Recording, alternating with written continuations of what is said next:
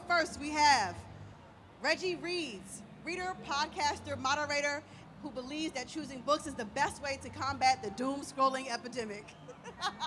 Come on, Reggie.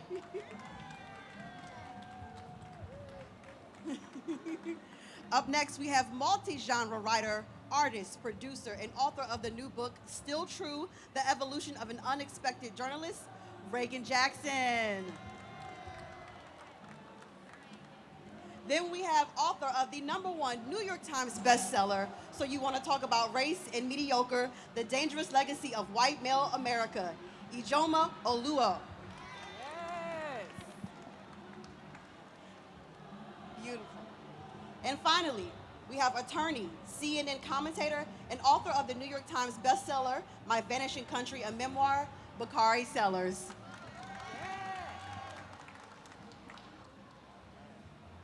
I'm so glad to be here. It's great to see y'all. The energy is incredible. All right, let's get right to it though. So the first question I want to ask y'all is, each of y'all have written multiple books, so I know something has to be bothering you, right? Usually to write about it at length. And I just want to know what was bothering y'all that led y'all to write the most recent book that you all wrote. Ooh, okay. So my book, it's called Still True, The Evolution of an Unexpected Journalist. And the thing that was really bothering me was the crappy media that I was seeing. Everything that I ever read about Rainier Beach, which is where I live, talked about death, murder, crime, all these things. I mean, you would really think I was living in a terrible place. Nobody talked about art and education and beauty and community. And that's part of why I wanted to become a journalist. And why I was an unexpected journalist, because I just hadn't seen what I wanted to do done well. So that's kind of why I put together this book. It's 10 years of my work as a journalist, and it's also part memoir of what were the choices I made in terms of covering my community to make sure that we were accurately and beautifully portrayed.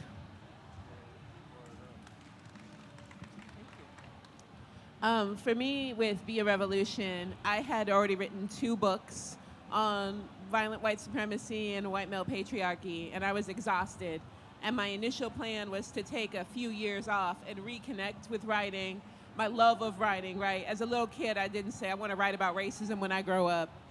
And I wanted to really, get back to that. But I kind of didn't want to leave it there. And so when 2020 hit, the thing that became increasingly clear to me is that with all of the hardship, all of the struggle, all of the trauma we endure, we are here because of loving community. And I think that became even more apparent in 2020 as community was how we got through, as every system we had failed us. And so what I wanted to do was to show what that looks like. A lot of times people will ask me, what can I do? What could I do? And what I wanted to show is what people are doing and have been doing.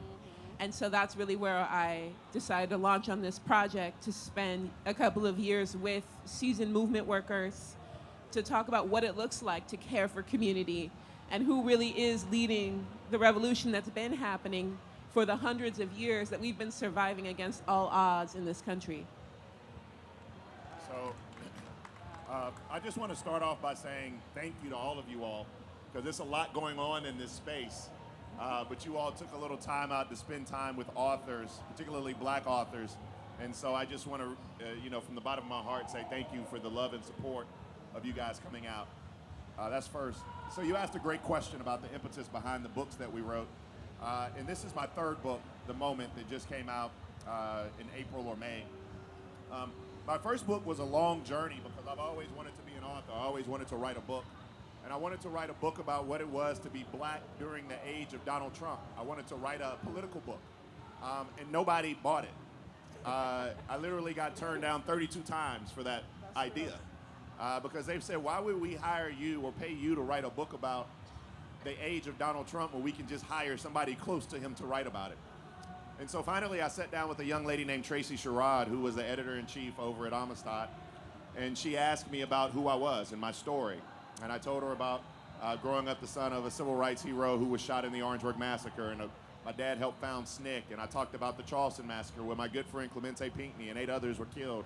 And I talked about being the youngest black elected official in office and all of these things. And she said, you should write that. And I said, nobody wants a memoir from somebody 30 years old. But I was wrong, and she believed in me. And so I was able to put those words on paper. It was an easy write. The second book was a children's book because I was tired of black kids having to read things about purple trucks. I wanted them to be able to see themselves on the pictures. And it's very hard to be a black children's author. It's a hard space to crack into. I literally had to be a New York Times bestseller to get an opportunity to write a children's book. In the most recent book, The Moment, I'm reminded of Cicely Tyson. I interviewed her on Monday. She passed away on Wednesday. And she told me that I asked her why she waited until she was 90 years old to write her autobiography. And she responded by saying, in only Cicely Tyson form, I was waiting until I had something to say. And the moment for me was at a time just like you were going through that in 2020, where I felt like I had something to say. I felt like we were on the precipice of a third Reconstruction, but we missed that moment. Yeah, give it up. Yeah, and speaking of that, you know, I wanted to ask y'all just about the United States response to 2020 and just how, like the title of your book, Bakari, it felt like a collective moment, right? And I could go on and on about that. And in y'all book, y'all do a great job of just talking about progress rollbacks, essentially, whether it's DEI, whether it's Roe v. Wade, affirmative action. You all address that. And I just wanted you to talk about why the widespread change of 2020 died so quickly, and what do you think would have made it sustain over time? Oh, me? Okay. It died because white people remembered they could walk away. And, I mean, where's the lie? That's what happened, basically.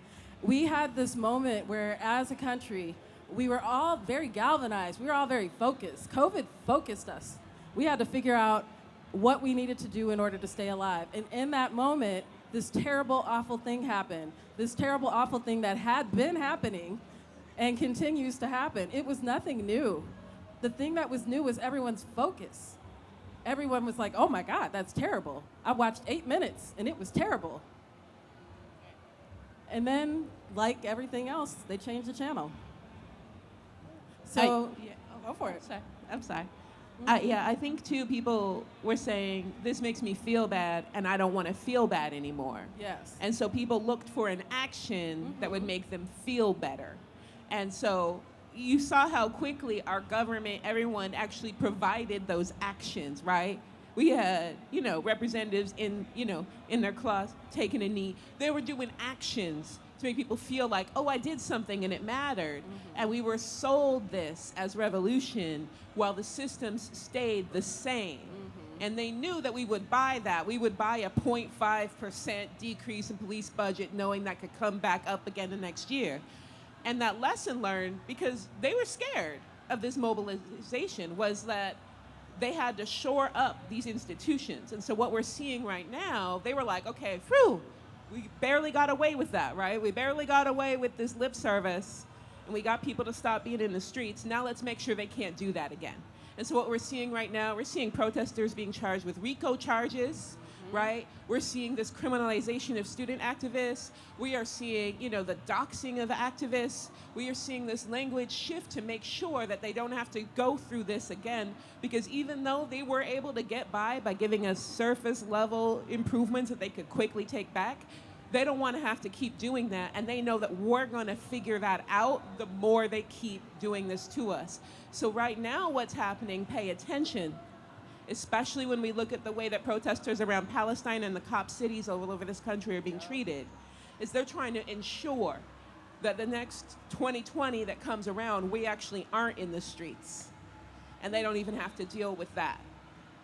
So I look at I look at 2020, you have to peel back the layer of the onion when you're talking about what happened in 2020. First, I think we have to reframe the discussion, because what we saw with George Floyd and Derek Chauvin, his murderer, I want people to be extremely clear and intentional with their language. That was not justice. What we saw was accountability. Justice is George Floyd still being here. Accountability is what we saw. Now that's necessary and appropriate, and we should applaud that, but we have to be very intentional with our words. The second thing is I want black folk to understand how we were able to get to that level of accountability. The first thing, it took a 17-year-old black girl named Danella Frazier who had the audacity to take a camera out. We also had to have on camera a knee in a black man's neck where he's literally bellowing out for his mother for 9 minutes. The last thing that happened, and both of you all alluded to it, particularly you, is that we were in the midst of COVID. George Floyd does not happen if we're not in COVID. We're in COVID, so you cannot turn your head away. You have to continuously look at this. You have nowhere to go. You can't go outside. And so people were seeing this over and over and over again. And then the entire world came outside. So you have to have a 17-year-old with courage. You have to have a video of a black man being killed. You have to be in a once in a 100-year pandemic. And the entire world has to come outside just for black folk to be able to achieve a certain level of accountability. So that's how you first have to analyze that. The second thing is, and one of the things that I talk about often, and this really doesn't answer your question, but they answered it well already, so leave well enough alone, is I always feel like my job on this planet is to reduce the cost of change for black folk. And people are like, Bakari, what does that mean? Every ounce of change we've ever had in this country has been because of black blood that flowed through the streets. And I feel like that price is too high for us to pay. And so people then ask, they like, Bakari, what the hell are you talking about? And I say, well, you don't get the Voting Rights Act and the Civil Rights Act of 64, 65 without the Edmund Pettus Bridge. Until white folks saw us getting bludgeoned on a bridge with dogs and water hoses, you don't get that change. You don't get the Fair Housing Act of 1968 without the assassination of King. We don't take the Confederate flag down in South Carolina without 9 black folk dying in a church. You don't have a conversation about criminal justice reform without George Floyd having to die, and Breonna Taylor and Ahmaud Arbery. And so the price for change in this country for black folk is like they say in New York, you know, they say the rent too damn high. The price for change is too damn high for black folk in this country. And so when we look at 2020, I always am reminded that we got these $600 checks or $1,200 checks or $2,400 checks. And as you were saying, the systems never changed. Like, I don't care when people call me nigger. That happens enough on social media. All you gotta do is go around and ask. But I do care about the fact that black folk are tied up in these systems of inequality and oppression. And I'll stop after this, but these systems are not broken. A lot of y'all run around here talking about our healthcare system is broken or our criminal justice system is broken. And I'm like, they're not broken. They work the way they're intended to work. Like, engineers create systems to create outcomes. And the outcomes are what they intended them to be. And so one of the things 2020 taught us all, I believe, is that we have to deconstruct these systems and reimagine them so they look like all of us. Yeah, no. Yep. And, you know, as a book lover, I'm particularly moved when people address our stories being erased, right? And in each of y'all's books, you're talking about book bans. You're talking about even our stories being erased internationally, like in Mexico, right? And I want y'all to each speak a little bit about what we have to do to ensure that we are protecting our stories and perhaps even the role you feel like y'all are playing as authors in making sure that our stories sustain.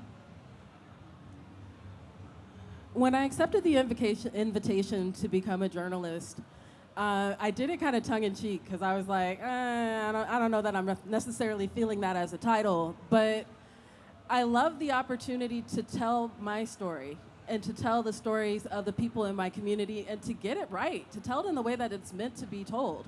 And that's kind of what I'm hoping to inspire future writers to do. I want people to read this book, think about who you are in the world, think about what it is that you care about, and take action. You know, critical thinking followed by action is the meditation that the world really needs right now. But also, we can't take it for granted. I feel like it's easy to kind of get lax and say, oh, well, you know, next time I'll tell my story. There isn't a next time. It's only now. And you're the one who has to do it. So especially if there's any of you out here who have been thinking about writing your memoir, your story, talking to your grandparents, talking to your people about their stories. Please don't wait.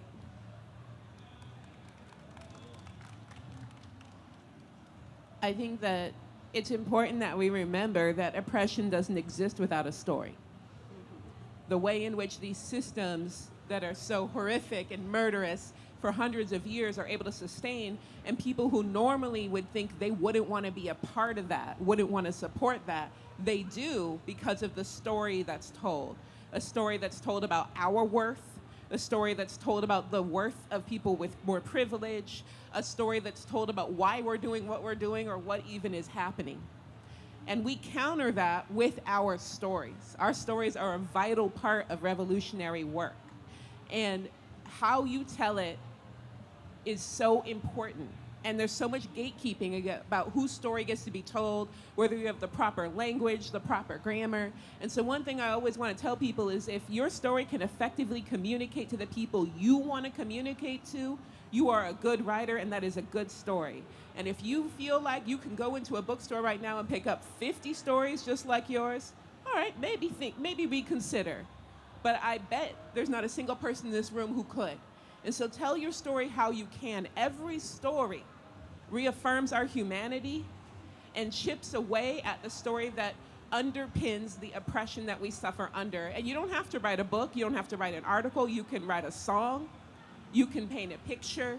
However you tell your truth, we need, because we have been, consistently erased, and stories have been written about us that are used to harm us. So every story is a revolutionary act so long as it's true to you. No, I think that's powerful. It kind of sucks going third because they say everything by the time the microphone get down here. So I would say that this is when my conservative streak comes out of me, because I believe we have to have a certain level of individual responsibility when it comes to sharing and telling our story. And I don't think we do enough of it. I think that for a long period of time, and that's why this moment of book bans, that's why this moment of anti-intellectualism is so valuable for us, because now we have to reclaim that mantle and actually educate ourselves and our children ourselves. This is not, when people talk about book bans and things like that, I get the policy, I understand how we want to fight that. I know you need to be at school board meetings, I get all of that. But it also means you have to reclaim your household. Because you know that they're not going to learn about Stokely Carmichael or Julian Bond or Marion Barry. They're not going to learn about Judy Richardson. They're not going to learn about, Ella Baker and Fannie Lou. They're not going to learn about these individuals or Majeska Simpkins or Septima Clark down at their public school, which means that you have to reclaim that and actually educate yourself and then your household. Because we've had this gap where the stories are no longer being told and passed down, and that's on us. That's on us building that community. And also, as you were saying, sharing your story and writing your story ain't hard. It's really not. I have this app on my phone called Voice Record. And when I'm riding or when I'm on an airplane or whatever it is, I just talk into it for a little while. And then there's another app that dictates it for you. Just spit out so you write in your own book right there. But it's so easy, and we want to just give that power away, and we should not. And our stories are so valuable. Our stories are so important. And the last thing that I'll say about that is, every now and then you will say something that touches someone else in a way that will empower them to do more than you can ever imagine. In the moment I was talking to my dad, and my dad actually, he made a point. He said he believes that we're back in 1954. And for me, it was something I talked to him a lot about stuff like that. So it was something I put in there in passing. But for the reader, so many people have come up to me and said, that's a very sobering reality about where we are. I defined white supremacy in the book, and you probably have a much better definition than I do. But I simply define white supremacy as when equality feels like oppression. So when you're talking to folk out there and they're like, I'm asking for equality, and they're like, oh my God, that feels like you're oppressing me, that means that they are a part of the problem. But you're able to put those words down on paper, you're able to express your thoughts, and just maybe you can move one or two people. And in each of y'all stories too, y'all talk about gentrification or, just home ownership, land ownership, whatever it is, whether it's the story of Josephine Wright, whether it's CHOP, whether it's your own home, right? And Bakari, I'll switch it up this time, right? I'll come to you. But can y'all just talk about what moved y'all to speak about the importance of us owning our assets in front of owning our assets despite the forces of gentrification that are coming to take all of the land and all the home? Well, yeah, because for me, I think that we talk about, in our community, we talk about surviving so much because that is what we have to do day in and day out. But very rarely do we talk about thriving. Very rarely do we have those conversations. When we talk policy, people talk about poverty mitigation, but very rarely do they talk about wealth creation. And so for me, I wanted to at least have a conversation about economic mobility in a way that was sustainable and we could actually begin to have that conversation because objectively, we're in a pretty bad spot. Home ownership today for black folk is where it was pre-Fair Housing Act of 1968. And the number one metric by which you define wealth in this country is by home ownership. And if you can see a group of people that are not even making progress slowly or stagnantly, but it's declining, then that fundamentally is a problem. But then you have women like Josephine Wright, who was 4 feet, 10 inches tall. She was 94 years old, and she got served with a lawsuit because there was a developer in Savannah that wanted to come and take her Gullah Geechee land. They wanted 22 feet of it because they were developing apartments. That land had been in her family for 150 years. And so I told the story of Josephine Wright, one, because I was able to help her. Two, because it was a weird combination of Snoop Dogg, me, Kyrie Irving, and the black community coming together to help this young black lady because she reminded all of us of our grandparents. It reminded us of how hard it is to ascertain wealth in this country. And then the last story was that even if you do everything right, you can be on your way out and you can still be fighting. But she won. And it's a story not of survival, but it's a story of this black woman thriving. And so I think that we have to be able to share more of those stories because if I didn't write about Josephine Wright, nobody in this room would know about the Gullah, well, we know Gullah Geechee, or y'all should know Gullah Geechee, but we wouldn't know about the Gullah Geechee culture, the richness of it, and how the perseverance really matters. All right, I'm gonna be a little messy with my answer here because the truth is that we are on occupied stolen land, right? So when we are talking about owning property on occupied stolen land, it gets a little messy, a little complicated when we're talking about justice and we're talking about race, right? And I think that it is no coincidence that we, of course, have been shut out of this because a system built on the occupation and theft of land that turns land and its resources into a capitalist commodity is something that, of course, we, who were also turned into capitalist commodities, would be pushed out of, right?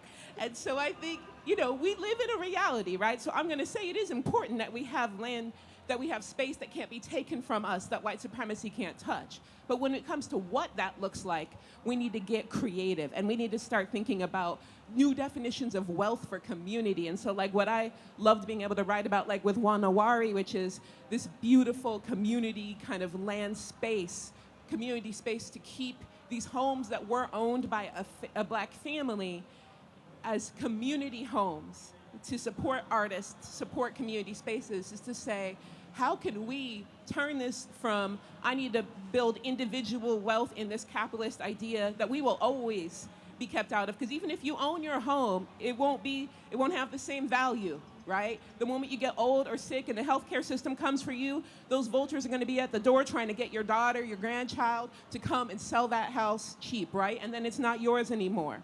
So we need to look at what it means as communities to define wealth and space that doesn't contribute to this capitalist theft, that instead shores up our communities, keeps us, in community also with our native siblings as well, so that we know that for multiple generations, we have a wealth that can't be taken or defined by white supremacist capitalism. It's really, really important that we do that. We have done it. That is how we have done it around the world for hundreds of years. We need to reclaim those practices and see how we can get them to work for us here. Yeah, absolutely. I started writing about gentrification because in 2011 I bought a house in Rainier Beach.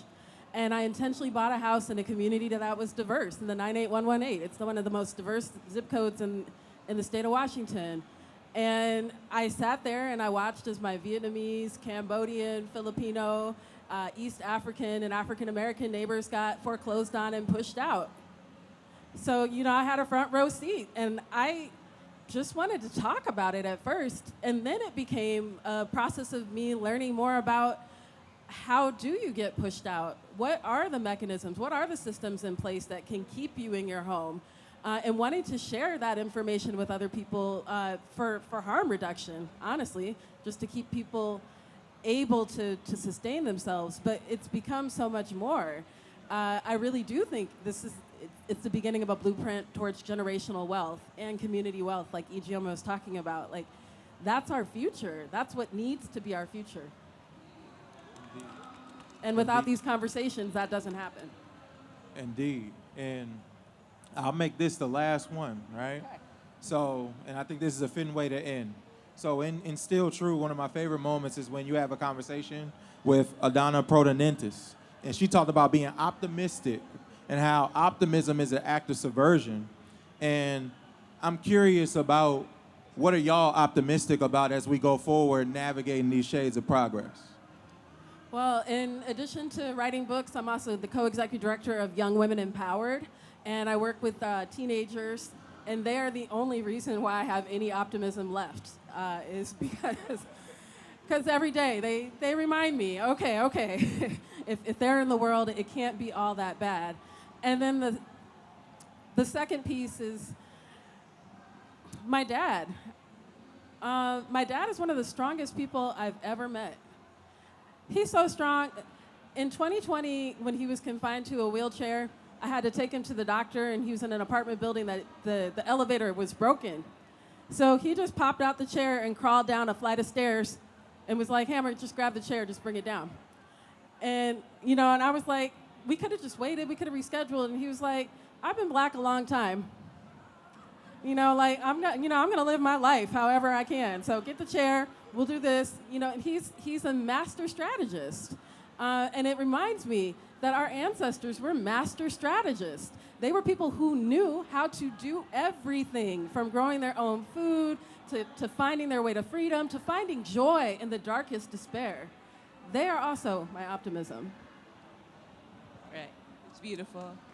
I would say for me, similarly, I'm always having to remind myself that we exist because of the resistance and the fierce love of our ancestors and our community. We exist through times worse than this because of that. And so we are living testaments to that. And so it's hard to feel like all is lost at a time like that. And I just think, like, in the past, if we had always thought that, we wouldn't be here. And then for me, the young people, when I think, I'm a parent, so I had a kid who was graduating high school as the pandemic started, and I had one that was entering middle school as the pandemic started. And these were devastating years for our young people, right? Failed on so many levels, massive depression, locked away from their peers, really got to see all of our systems fail them. And to watch them out in the streets today, marching, protesting, still feeling like this world is worth fighting for, that they can change it, that they're invested in it, like, I don't care what your politics are, that has to give you hope. They haven't given up on us, and they have every right to. And as long as they're out there, when they've had so much taken from them, and they're still out there fighting, like, how can we not? How can we not be proud of them? How can we have less faith in them than, like, the people trying to hurt us? I have to have more faith in them.